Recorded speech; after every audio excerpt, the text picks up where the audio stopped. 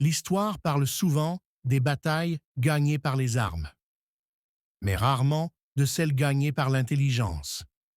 Aujourd'hui, nous allons découvrir une autre facette de Sundiata Keita, une résistance, une stratégie, une terre qui refuse d'être conquise. Sundiata Keita, fondateur de l'Empire du Mali, était plus qu'un conquérant. Il était un stratège, un homme qui connaissait la valeur de la terre et le pouvoir de la patience. Dans cette histoire réinventée, les Européens arrivent par le fleuve Niger, à la recherche d'or, de terre et de domination. Mais le Mandé n'est pas une terre facile à soumettre. Les voiles blanches apparaissent à l'horizon.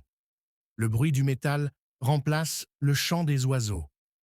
Les Européens avancent, sûrs de leur supériorité.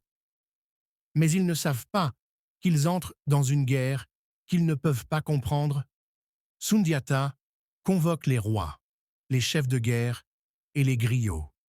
Il écoute, puis il parle. Ils cherchent nos richesses. Ils trouveront notre absence. Aucun combat frontal, aucune bataille inutile. Les villages sont évacués, les récoltes cachées ou détruites, les puits comblés, les sentiers effacés. La terre devient une arme, le silence devient une menace. La nuit, les guerriers frappent, les convois disparaissent, les cartes deviennent inutiles. La faim, la maladie et la peur font plus de dégâts que les lances. Quand l'ennemi ne trouve rien à prendre, il se consume lui-même. Épuisés, désorientés, affaiblis, les envahisseurs reculent. Ils n'ont conquis ni ville, ni royaume, ni esprit. Sundiata refuse la poursuite. Il choisit la mémoire, pas la vengeance. La terre du Mandé n'a pas besoin de vengeance, seulement de mémoire. Cette histoire nous rappelle que la résistance africaine n'a pas toujours été une guerre de feu, mais une guerre d'intelligence.